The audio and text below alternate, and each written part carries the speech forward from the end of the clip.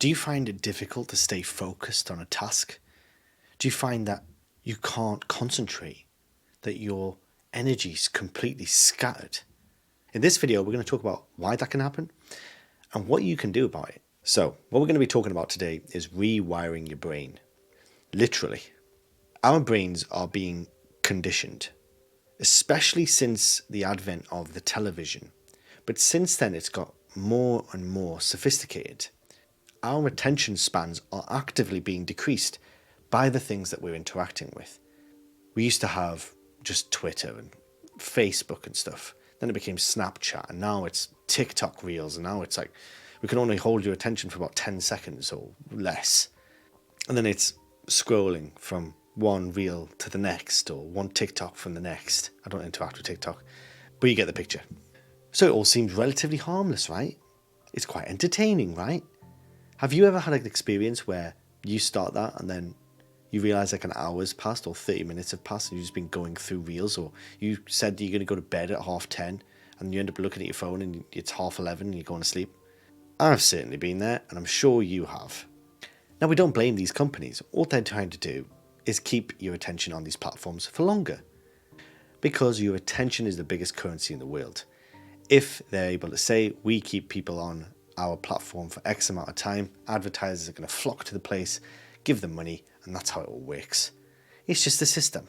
There's no point being angry at it, but you've just got to acknowledge that that's the way the system works, okay?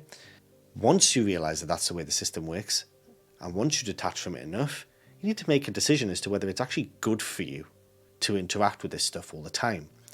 Because it's not just harmless.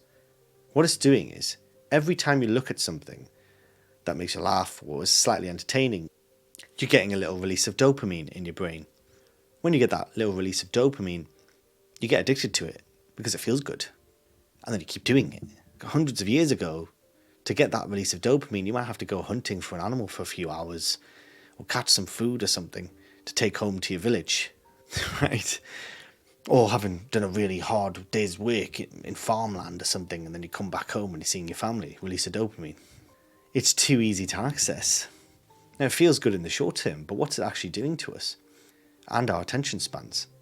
It's making it so that we flip from one thing to the next. You actually realise that as a content creator, because you start to see that you can't really hold people's attention for that long. Like, is it me? Probably. But there is an acknowledgement that we need to ensure that things are clipped up in a certain way and edited in a certain way to try and retain the attention of the people watching. So we need to address that. It can't be a situation where we can't go through a 6-minute video. And this isn't a judgment. It's happened to me. Okay. Often when I realise something, it's because I've reflected on it myself. So it's usually me that started one of these videos because it's something that I've realised about myself. So how do you rewire your brain? You detach from it. You put your phone down. I would start with one day where you try 9 to 5, so 9 a.m. to 5 p.m, where you're just not looking at your phone at all. So you just leave it somewhere. I put my phone in this mode where I couldn't see any apps on my home screen. I had to scroll to the right to get to it. And I pretty much left it in a certain mode, which is like focus mode on iPhone, to allow me to really limit drastically who could even get in touch with me. Pretty much did it so only one person could get in touch with me, my wife. And I know that she knows everyone else that's important, so they can always get in touch with her if they need me for some sort of emergency. But I thought it was a really valuable thing to do, and what I did find is I found it freeing. I found that I got more done. I also felt much lighter. So the easiest way to rewire your brain is to really just start to disengage from modern technology and just take a break from it and really make it part of your schedule that you're doing it. As I always say, start small and then build that momentum. And you don't have to do it all the time, but it is useful just to have a touching point where you say, right, I'm just not going to engage with this for a few hours or anything else. I'm not going to distract myself. I'm just going to be, I'm just going to live. Start to rewire your brain, start to detox from dopamine, and then really start to engage in activities that take longer, reading books, for example, that start to rebuild that attention span that's been decimated currently, especially now.